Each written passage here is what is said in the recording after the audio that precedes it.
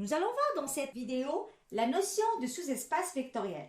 Prenons à présent l'exemple suivant. Donc, on considère ici l'ensemble H qui est un sous-ensemble de R2. On sait que R2 muni de l'addition et de la multiplication par un scalaire est un espace vectoriel. L'objectif ici étant de montrer que H, lui aussi, est un espace vectoriel. Pour cela, donc, on devrait vérifier les 10 axiomes d'un espace vectoriel. Cela dit, comme H est un sous-ensemble de R2 qui est déjà un espace vectoriel, il n'est pas nécessaire de vérifier tous les axiomes pour H.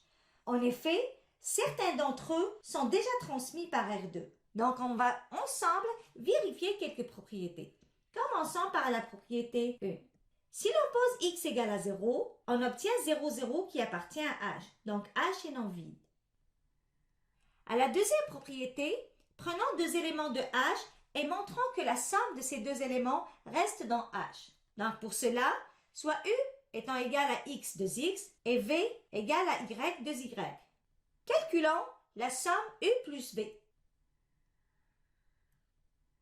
En notant x plus y par z, on obtient z de z. On voit bien que U plus V est un élément de H. Vérifions maintenant une troisième propriété. Prenons C un scalaire de R et U un élément de H et montrons que C multiplié par U reste un élément de H. U appartient à H, donc U s'écrit comme étant x de x. En multipliant C par U, on obtient Cx, C de x. Ceci peut être écrit Cx de Cx.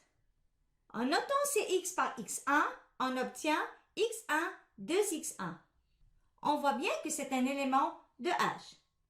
À partir de ces trois propriétés et de celles héritées de R2, on peut conclure que H est un espace vectoriel.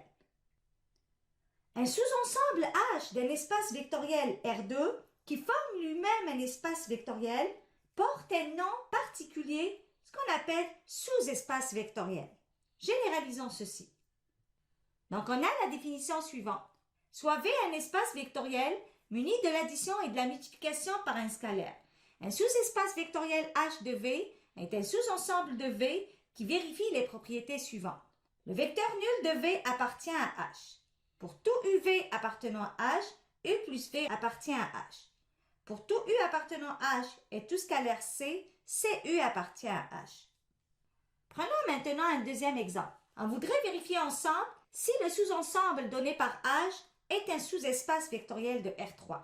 Donc, pour cela, on doit vérifier les trois propriétés définies auparavant. Donc, première propriété, on voit bien que 0, 0, 0 appartient à H. Ainsi, H est un ensemble non vide. Prenons maintenant deux éléments de H et vérifions que leur somme reste dans H. Donc, soit U égale à x1, y1, z1 qui appartient à H. Comme U appartient à H, donc on a x1 moins y1 plus z1 égale à 0. V appartient à H, V étant égal à x2, y2, z2, tel que x2 moins y2 plus z2 égale à 0. Maintenant, calculons U plus V. On obtient ainsi x1 plus x2, y1 plus y2, z1 plus z2. Notons x1 plus x2 par grand X, y1 plus y2 par grand Y et z1 plus z2 par grand Z. On obtient ainsi U plus V étant égal x, y, z. Pour que U plus V soit dans H, il va falloir vérifier que x moins y plus z égale à 0. Vérifions ceci. Donc, on a x moins y plus z égale à x1 plus x2 moins y1 plus y2 plus z1 plus z2.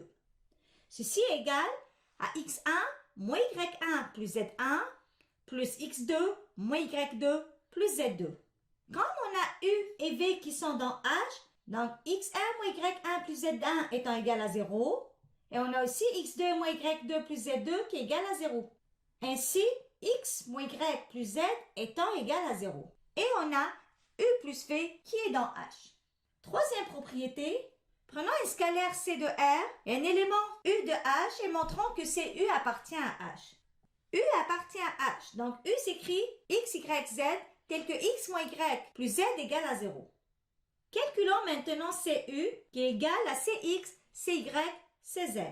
En notant CX par X1, CY par Y1, CZ par Z1, on obtient X1, Y1, Z1. Pour montrer que c'est U appartient à H, il va falloir vérifier que X1 moins Y1 plus Z1 égale à 0. Ceci égale à CX moins CY plus CZ. En mettant C en évidence, on obtient C multiplié par X moins Y plus Z. Comme U appartient à H, on a X moins Y plus Z étant égal à 0. Donc, on a X1 moins Y1 plus Z1 égale à 0. Ainsi, H donné par ceci était un sous-espace vectoriel de R3.